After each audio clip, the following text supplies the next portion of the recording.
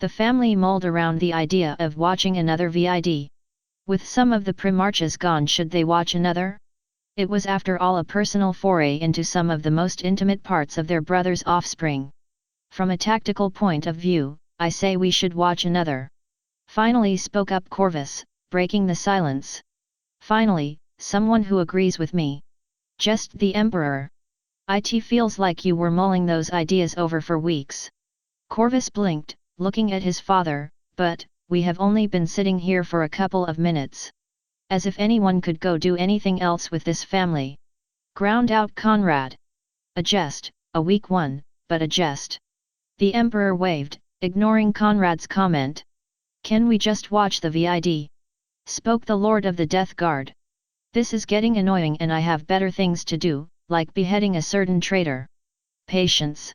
Everyone will have the chance to get rid of any unwanted figures.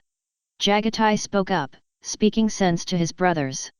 Horus cleared his throat. I agree with Mortarion. And I do believe watching more is in our best interest. If we had everyone here for everything, we wouldn't have finished half of the series we already watched. Speaking of everyone. Happily spoke Fukin. Where are the twins? They appear to have disappeared. My orders, Fukin.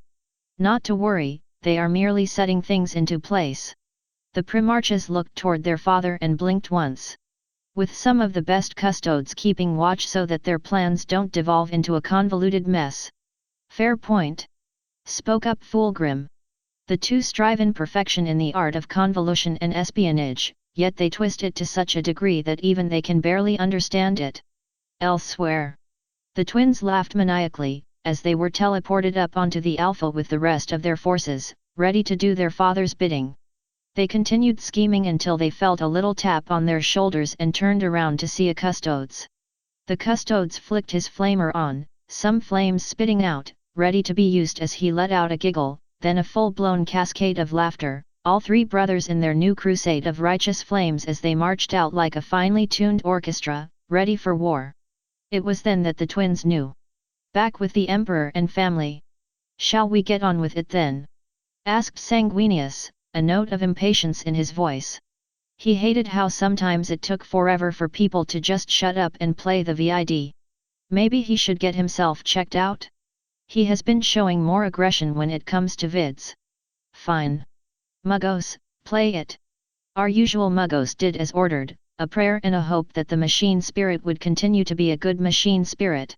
204.m42, Makruj, Fortress of Hera. On screen, it came alive as usual and soon it began to play.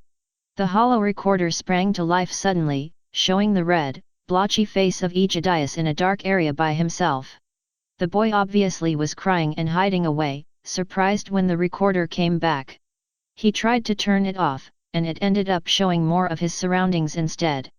Apparently he was under some large table, with what looks to be massive thrones around it and from what was visible, a grand door. With how quiet the room was, he was most likely alone. Rogel, that is the new war room table. I am hoping the boy does not break this one as well. Mortarion, I am supremely happy that Rabut isn't here to complain about that. Corvus, honestly, it's nice to not have the more vocal of brothers here. Maybe we can actually focus on the vid, now. Conrad, don't count on it. Aegidius could hear the sounds of the many ultramarines outside of the war room, most likely either trying to find him or preparing for his father coming back. He didn't really feel like coming out, he just wanted to keep sitting under the new war room table, away from everyone. Looking down at the reactivated holo recorder, he tried to fix the damned thing, but after that time he dropped it. It just seems to have a mind of its own now. Little annoying thing, he murmured underneath his breath as he kept fiddling with a few loose wires. He could get another one, but then he would need to hear another lecture about how important it was that he took better care of his stuff. He knew, but it wasn't his fault that he kept dropping it. Suddenly he heard the door open and the telltale sound of heavy power-armored steps on the marmor floor echoing across the great war room.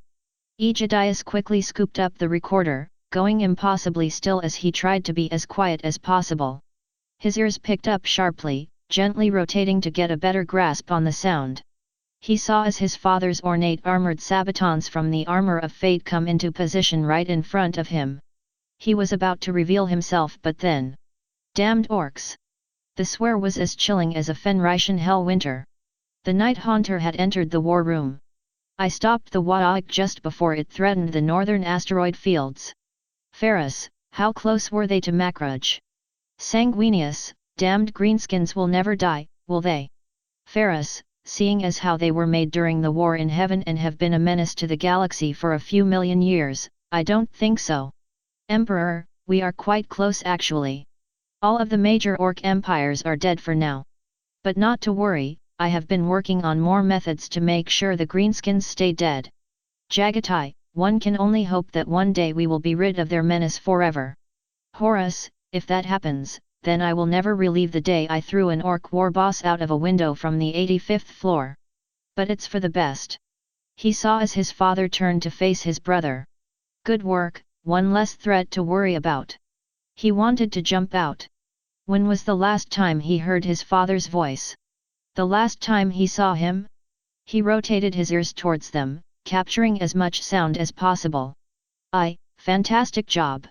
Intoned his uncle Lehman as he strode into the war room. He looked to be carrying something. We have another bloody issue. He thunked something on the massive table, causing some of the space marines around the Primarchs to begin to swear and murmur amongst themselves. Necrons! Spoke up Rabut. Emperor, well, that is just great. Rogel, I did not know you were capable of sarcasm, father. Perturabo, I did not know you were capable of detecting it. Your wife told me to send you that one. She said she would be coming by soon, by the way, needs to recover and meditate, whatever the fucking hell that means in Eldar terms. Mort Arian, mutters something under his breath. So. Now we have a metallic unkillable race pressing on towards the annihilation of life in the galaxy and can just spring up from any planet that might be housing them. Rabut's voice sounded as if it had suffered countless years of wear and tear. Jagatai, our brother sounds world-weary, I can only imagine how tired and downtrodden he must look like. Corvus, fighting non-stop for who knows how long. Look at the state of his armor. Fukin, indeed, it saddens me to see our brother and his battle plate in this state. Worn down into almost nothing, I see hasty battlefield repair work. Emperor, I have a really bad feeling about all of this. Any planet in the west northern border that is. A dynasty sprung up, though I don't know which. Rabut let out a sigh. Get the Necron Overlord's head to call. He will know what to do, see if he can extract any worthwhile data from it while he is at it. Emperor, good to see he is still up and running. Lame, Omniscia, are you really going to allow call free reign in the new future? Emperor, Lehm. Actually asking questions. Good on you. But free reign? Oh no, though I wouldn't be too worried. I have met him before after all. Ferris, okay. When? Emperor, well technically. I haven't met him just yet. That is, not until Ezekiel Zidane and him become one. Won't be long now. I have been avoiding Ezekiel's notifications for months now. He is getting desperate. And this time, there will be no elixir to lengthen his life. Lame, Omniscia. Did you just speak of tech heresy? What? This one cannot compute this, distressed binary. Emperor, waves arm, this particular fate must happen. It will be far more effective if CAWL keeps the life of Ezekiel and others in himself. I will require his assistance later. For now, everything is proceeding as I have foreseen. The Emperor emitted a soft cackle as he looked up at the ceiling for just a second, causing all of the Primarchs to become very unnerved as they were reminded just how powerful their father really was. Deep in the warp, Tsianch at this moment, was bleeding full rage at this situation. Physically peeling skin from anger at all of his plans and unplans were appended and shredded into the cosmic toilet that is the unreality. He spent countless lifetimes putting all of his plans together, manipulating others to manipulate another person to manipulate the one he wanted to manipulate but couldn't offer anything he might want. Lifetimes of all of his plans with their foundations spanning millions of years was destroyed by one simple act of Vid's getting into the hands of the anathema. It had been imperative that he stopped it from happening, from the anathema getting the key to possibly winning in the grand game. He had been so close to destroying the first vids, but then something happened. Something happened and he was stopped by a power that was so like the anathema, and so like himself but more orderly. The final nail in the cosmic coffin of the grand manipulator, the vids, was here and there wasn't anything he could do. New vids keep leaking in from the whole of reality and unreality, and no one can get close enough to it. After those daemons were completely unraveled into nothingness where even he had a hard time remembering if they ever existed, that hole that's leaking these accursed vids is a continuous pain. A festering, continuous pain that will never go away, and with all the power he has at his command, there is nothing he can do to fix this problem. Tsianch will curse the anathema of another place, another time, and the Tsianch of another time and reality for their quick and decisive play against their grand game. He cannot let the others know about how royally fucked they were. He will eternally ponder how and why and where someone got the power to cross reality and do this. He's just thankful the damned hole isn't growing or doing anything else. That is the one certainty in Tsianch's mind. They are so fucking boned. Back with the Emperor and family. A space marine stepped closer to the table and appeared to pick up the aforementioned head before carrying it out. Anything else? Rabut breathed again, sounding as if he wished to be literally anywhere else but here. Yes. Spoke up Conrad. I know you don't want to hear this, and I don't either. Agri-worlds. Aegidius perked up. What did Agri-worlds have to do with what they just said? A groan now came from the Lord Commander's mouth. Of course. Lost or under siege. Fukin, wait what? Sanguinius, even the Agri-worlds are being attacked. Corvus, this is beyond just attrition. The orcs must be lacking other more alluring targets. Horus, what about the traitors? The Chaos Space Marines. The Black Legion. Any one of those. Emperor, demonic forces we already saw. But no Space Marine support. Imperium Secundus must as of yet, be hidden from the traitors. Neither. Luckily I intercepted a force of Dark Eldar attempting to set up a raid onto Formules 7. Bastards are getting cocky. Spat out Lehman. Yes, ever since Ivrain summoned the followers of Ennead to battle for Comarak they have been getting desperate. They need slaves as much as we need food and drink. Fukin and Jagatai nod at this. Jagatai, at least Rabut's wife is doing some good. The damned Dark Eldar do need to be exterminated. Fukin, no doubt. Emperor, good luck with Comarak. Vect will not give up his throne easily. Fukin, father, when will we launch our attack on Comarak? Emperor, not anytime soon. Nor in the foreseeable future. But if the plans that I am currently putting into place will work, those abominations will shrivel up and die from psychic starvation. Far too quick of a death than they deserve. But a necessary compromise. Jagatai, well, as long as they die. Lehman spoke a Fenrician curse at this and acted as if he spat towards the floor. Good riddance with them, can't wait till they all shrivel up and die. Yet another sigh from his brother. If that is all from you two, he waited a bit. Then, Tetrarch Felix. Uncle Felix? Here, now? What was he doing so far away from Vespater? Corvus, the Tetrarch is still alive. That is good news. Conrad, Uug. My liege. Another set of armored sabatons came into view, showing MKX Gravis armor. Vespater has been fortified thrice over, though the dominion under my rule has shrunk I am afraid to report. Sanguinius, oh. More murmurs at this. Though, I am not the bearer of only bad news. The remaining Tyranids have been completely driven out and or exterminated by the help of a passing by Orc-Waak. Emperor, well, the Tyranids and Orks fighting each other is good news dash. Best news we had since Terra exploded and father died. Muttered Conrad. Emperor, I'm sorry but what in the actual fucking magical warpish fucking gold in this entire shitty universe did he just say? Conrad, I said, that you died. Emperor, I heard you, you little bat-winged shit. Entire family taken aback at this. Emperor, pause that vid. Pause it. Asterisk the hollow projector paused by itself, the Muggos not even having to touch the pause rune. its hollow tray opening and causing it resemble a surprisingly familiar face asterisk. Lame, well, you're rude. Emperor, I give zero fucks at the moment muggos, if you excuse me. I just got told I fucking died. Horus, you get used to it. Emperor, oh, don't you act like a little contrarian right now, young man. Do any of you have any idea how screwed the future is if I died? Conrad, extremely. Emperor, exactly. So how in the fuck are they still alive? Jagatai, with your death, wouldn't the Astronomicon go out? Warp travel, communications. Emperor, that's the point. I mean. Oh. Oh fuck. That isn't good. Horus, what isn't? Emperor, my theory. Mortarion, oh for the love of how about you stop being cryptic and just say it. Emperor, Aegidius is a living projection of the Astronomicon. Jagatai, this makes sense. A lot, actually. Emperor, I mean, the kid can move and function normally.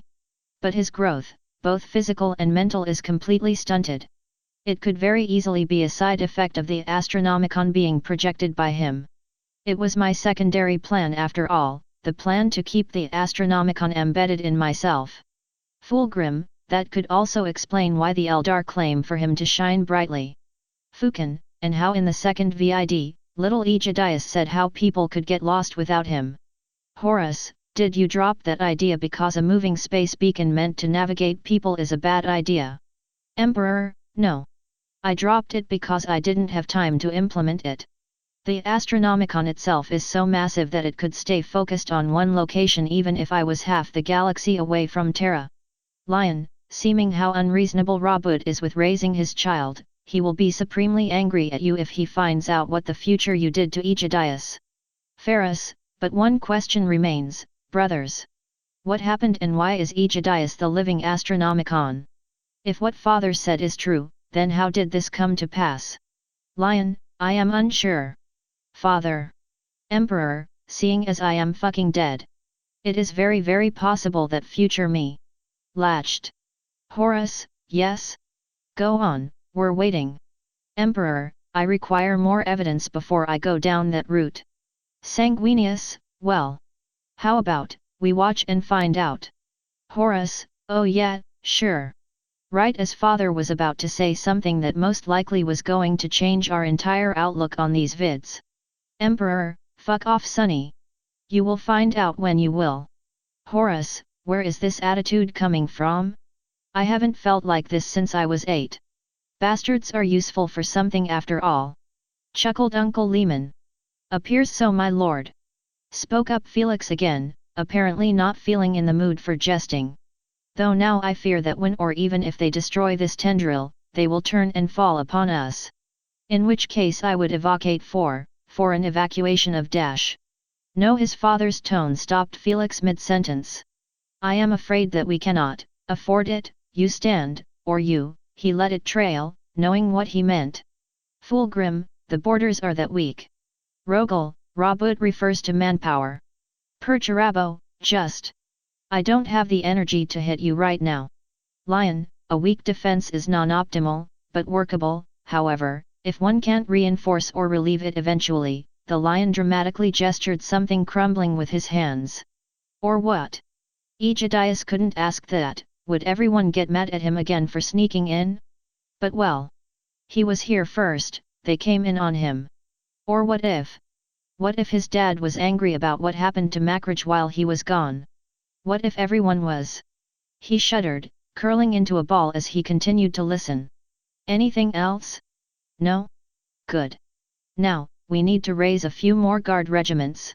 A sigh came from the rest of the Primarchs even as a Lord General clad in the colors of the Astrum Militarum stepped up.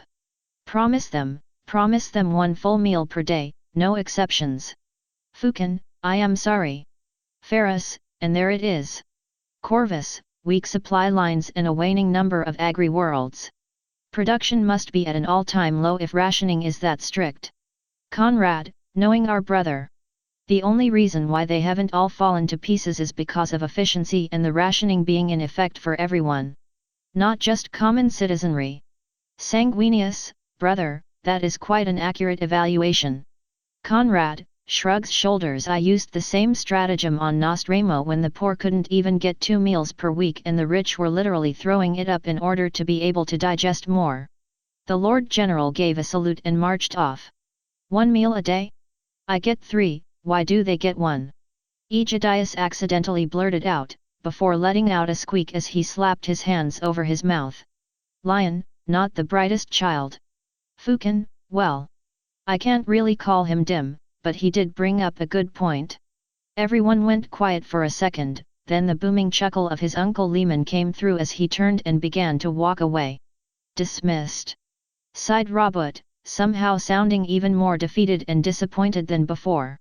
The war room was emptied. Aegidius could see how some hesitated at the door before leaving. His earlier fears from before were coming back up as he realized his dad was going to be so mad with him. Get out from under the table, Aegidius. His father commanded. He sighed, crawling out from under the table and getting back up. He tried to hide the hollow recorder behind him, hoping his dad would just lecture him about one thing and not 2 things he did wrong. Okay, it was 3 things he did wrong, but to be fair, they were the ones to come into the war room after him, so they were the ones who snuck in. Kinda. Corvus, that's not how that works. Dad? He asked tenderly, poking to find out more of his father's mood. Aegidius. Spoke up Robert again, appearing to come closer, only to grab the hollow recorder from him and gently place it on the table. Robert kneeled down, to not tower over his son, and revealed a very tired-looking Lord Commander in heavily battle-scarred battle plate. His once fully blonde hair now looked paler, grey mixed in occasionally. His face spoke volumes as to how much war he had seen lately, but it had a kind smile nonetheless. You broke it again? He asked gently. Emperor, holy shit, Robert is barely recognizable. Rogel, that is untrue. No one else in the galaxy is as large, tall, and has such a sharp jawline as our brother. His armor and shape confirm this is our brother. Perhaps you should have your eyes checked, father. Emperor, first off, fuck off Rogel. Rogel, I cannot copulate off of myself, father. Emperor, second of. After we are finished with this session, go and read a book of synonyms. Especially an urban dictionary. Or I will bombard the phalanx with them until it is disabled. Rogel, there are no books with enough power to disable the phalanx. Fool Grim, anyway. But yes, I am unused to seeing Robert like this. Ferris, almost feels like he should have a scar over his eye and a robotic arm, like those movies father showed us. Emperor, classics. Ferris, I am still unsure why you did not allow us to watch past Rogue One and the 6th episode dash. Emperor, there are only 6. The others never truly existed. Sanguinius, some say they are only 3. Emperor, getting back on track. Aegidius deflated, might as well get it over with. I didn't mean to. I tried to be careful, I really did. I know you said I had to be careful with all of my stuff, and I am, but it just happens. He thought back to his own room, how empty it felt at times. He just couldn't help but break his toys, his schoolwork, his clothes, everything. It just feels as if something else is taking its frustration out. I accept the explanation, just keep trying your best. Sanguinius, Robert is being surprisingly curt with his son by comparison to how he is here. A door shut closed somewhere in the distance. Now, second-hand business. It's armor, remember that, be careful. Robert warned even as he gently extended his hands, much to Aegidius' apparent delight. Dad! He squealed as he launched himself into his father's arms. The two embraced. Aegidius was overjoyed to have his father back. He missed him terribly, so much. Sanguinius, never mind. I missed you, Dad. I missed you so much. He spoke, his voice murmured by him pressing his face as hard as he could into his father's neck. Just having him home and safe meant so much to him. Emperor, yes. Power of the father. Mortarion, what do you know of that? Emperor, that was a low blow. Horus, to be fair, there were good moments. Emperor, thank you son dash. Horus, in between the mountains of crap. Lion, slowly rising laughter. Jagatai, good one. I'm stealing it. Good to see you too, little one. Robert spoke, his voice tight with emotion. He hugged his son tightly, but carefully. His face showed how deeply he felt, showed how relieved he was to have his son there, happy to see him. Happy to welcome him home and not just be there to drop more burdens on his shoulders. His face was pure, open relief and love for the tiny boy. Conrad, love and affection. Ugh. Corvus, well, this is heartwarming. Back door opens. Robert, I have returned, what did I miss? Sees his future self. Emperor, hello Robert, perfect timing. Robert, what the hell happened to me? Fulgrim, endless war. Ferris, constant endless war. Jagatai, the not fun kind of war. Fukin, father died. Robert, father what? Conrad, father died and made Terra explode. Robert, how did Terra explode?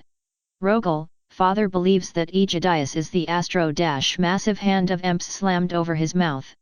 Perturabo, Aegidius is the Astronomicon and father doesn't like it. Emperor, you betray me again, Perdy my boy. It's like me as Alcibiades all over again. Robert, how is my son the Astronomicon father? Emperor, I am still formulating my answer. Robert, holds head in hands as he collapsed onto his throne with a massive groan. Well, at least it can't get worse. It was apparent now at just how small Aegidius was compared to his father. Despite having his head buried in his father's neck, the only thing keeping him up there was Robert holding him. Aegidius' legs barely reached Gilliman's armored abdomen. Robert, well, at least I come back to some heartwarming eye candy. His father then held him out for a few seconds, before allowing his son to snuggle back up with him. Growing like a mushroom.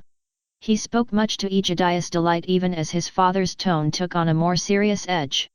We don't have much time, I am afraid. And since you can't run away from me when I ask you, what were you doing hiding underneath the table again? Robert, why was he under the table? Fulgrim, details. A tiny gulp was heard from him. He hoped his dad wouldn't ask, but... oh well. I wanted to be alone. Cause I felt bad. Please don't ask, please don't ask, please don't ask, please don't ask. Why? Because of what I did. He tried to not elaborate, but had a feeling his dad was going to ask. What did you do? Yup. Might as well get it over with. The Daemon attack. Yes, I heard. Sighed Robert. The Eldar was at fault from what I was able to gather of the security holocam footage. Aegidius lightly perked up at this, but immediately became more sullen when he saw his father's serious look. But that is no excuse. You need to stay focused, Aegidius. You are the beacon. We do not yet know how or even why it works. Horus, confirmed. Robert, I just hope it's not something that will hurt him. Emperor, was going to say something but stopped and decided to just wait for more information first. I know, murmured out Aegidius, now attempting to bury his face into his father's massive chest plate, just so he didn't have to look him in the eye. People didn't get hurt, did they? His father didn't answer him. Dad. Again, no response. Dad, he attempted again, feeling nervous at his father's silence. Dad, did I? You, no. Finally spoke up his father. Not directly. But the portal spawned Daemon's Aegidius, an entire demonic legion. Dad, did I hurt Dash? Yes. Spoke up his father. Yes, you hurt people. Lion, good job on bringing down the Hammer brother. You made the correct choice for once. Robert, even so, you shouldn't get angry at a child. But he did do something that hurt and most likely killed people. Fulgrim, while I do very much agree with you, brother, I am also afraid that future you is in no position to be able to afford much coddling. Robert, I agree. I just hope that they can fix the situation and work on not letting it happen again. The boy, he thought hard about how much a legion would be. Then he thought back to the time he accidentally summoned up a big daemon and how it took a few of his uncles to kill it. If that was how strong one could be, then a legion would. He didn't want to think about it, he wanted to be alone. Alone, and no one touching or talking or anything. Frost and ice started to grow on his body, covering him up as his thoughts went wild at just how badly he messed up. If he messes up with himself, it's just him. But if he messes up and other people get hurt or worse, maybe he should just lock himself away, just sleep and not think, maybe he should. Aegidius. His father's angry call snapped him out of it instantly. Calm down.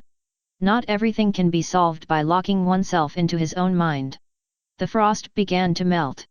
But he stuttered out, tears coming to his eyes. I know it's hard, son. Gently chided Robot. But you must face your fears. If you don't, you will never ever grow up. I want to grow up, he weakly admitted, feeling as if he was on the cusp of something, but it went away as soon as his father snapped him out of it. I'm sorry, Dad. I mess up so much, I got people hurt, I just feel like I keep making things worse for people. I don't think I'm gonna make a good emperor like you said I would. Emperor, the path to becoming emperor is fraught with obstacles and countless difficulties. The sacrifices are many, I am afraid, young one. Horus, that is oddly acceptable of one's faith coming from you, father. Emperor, I'm dead. Someone needs to take over, and if that someone has the Astronomicon embedded within him and still lives, he clearly has potential. That and being a viable offspring between a human and Eldar, that's the perfect figurehead that this new Imperium needs to rally behind. Horus, Aeon, there's the pragmatism. Robot sighed, knowing this was going to be a difficult conversation. He really didn't have the time to sit his son down and fully explain everything on why it was best for him to be the Emperor, or how bad the galaxy had gotten worse in only 100 years after the Indomitus Crusade. Be that as it may, son, there isn't much we can do. We just need to keep moving forward, and that means you need to as well. I didn't mean for all of that to happen. I didn't mean to summon them, I just got angry. Aegidius brought up, frustrated that his father would just push aside this subject. Anger pushes psychic potential, it is normal. His father sighed. I will get you another tutor, a librarian preferably. And maybe your mother can teach you some when she returns. Aegidius looked at his father, his eyes wide with raw emotion. Mom's coming back? When? Today? Or is she here now? He wanted to see his mom, she'd been gone for so long and so had his dad, and he just needed them. Robout's face was graced with a sad smile, obviously he brought up the topic to derail his son's train of thoughts. Dad? Where is Mom? Is she alright? I haven't heard from her in months. Aegidius looked up at his dad, questioning in those big eyes of his. She is fine, little one. Guaranteed his father, though his eyes betrayed his worry. He watched his father, he could see it. What happened? He asked, curious on why his father wasn't telling him. Mom wasn't hurt, was she? She can't be dead, he said he'd see her soon. So, what happened? Nothing you need to concern yourself with, little one. As soon as she gets back she herself can explain it to you. The massive door to the war room opened, revealing an unhelmed Cato Sicarius. My Primarch. He spoke. Sorry to interrupt, but the fleet is ready. Robot, I am heading out already. Emperor, with what we have seen and heard, no wonder you haven't left earlier. Robot gave a nod and began walking out, still holding Aegidius. You're going away again? Butted in Aegidius. So soon? We didn't even have time to play together. Robot, I'm sorry, little one. I have to go, little one. Duty calls, and I am the one who must always answer. But you just came back. We only got to talk for a few minutes. Can't you stay? It's my birthday. Robot, it's that bad. Sanguinius, from what we saw so far. It's even worse, actually. I can't, Aegidius. I have to go. There is so much wrong with the galaxy, with home. I have to go. They both walked out of the door with father and son going back and forth with each other, Cato Sicarius apparently noticing the hollow recorder, coming closer and turning it off. So, that was informative. Began Ferris. Robot sat back in his throne, hands rubbing at his face. Future me didn't even tell him a happy birthday. Lion scoffed, that is what you're lingering on? It's just another year. What of it? Corvus spoke up. You're acting as if emotional attachment is a bad thing, brother. A normal mindset and environment is a very important thing for a child still growing up. Of course, but let's disregard that for the moment. I'm dead. Get over it. Butted in Horus, having enough of his father's disbelief. You're acting as if this is the first time you're hearing about your own death. I am acting completely reasonably. The door opened, revealing a much happier Angren and Lorgar. The former of the two hanging one of his massive arms on Lorgar's shoulders. We have returned, announced Lorgar, taking his throne along with Angren. That's great, did you deal with what you had to? A rumbling chuckle came from the Red Angel. It was enjoyable. Good. I hope they are still alive. Lorgar turned to his father, a burning fury evident in his eyes. They are alive, but not in one piece. Fuckers won't be running away anytime soon. Spat out Angren. Nor doing any of their witch fuckery. Got no tongues to speak the words with. A moment earlier, with Lorgar and Angren. You know, brother. I never thought I would actually feel happiness and contentment from tearing a person limb from limb. Lorgar idly spoke. Angren grumbled lightly in pleasure, continuing to wash the blood off of his armor even as he looked at the pairs of severed legs, remains of shattered teeth and armor which lay all about the deck. Lorgar paused, his mood darkening. Though, I do have to say, tearing them apart felt good for the moment, full pleasure at getting rid of the man who raised me and the man who was going to ruin our family. I feel empty on the inside now. They're legless and armless, yes. But I feel empty. Revenge is thirsty work. Spoke Angren. It fills the soul and pleases you, but it also strips you to the core. He winced as the nails bit. Thank you, though. For being here with me. I can always seem to count on you, can't I? Angren looked up at his brother, genuine happiness in his eyes. Always. He grinned, showing his sharp teeth. To anyone seeing it, it would shake and creep them out to their core. But Lorgar smiled back. This was his brother at his best. And he would not have it any other way. Back with the Emperor and family. All right. Now where is Lem Dash? The doors smashed open, cutting the Emperor off. We're back! Loudly announced the Wolf King, Magnus trailing somewhat closely behind him. All right. Call me interested, what did you two do? Spoke up Horus. Oh, nothin' much. We just reconciled is all. This bastard tried to have a drinking contest with me.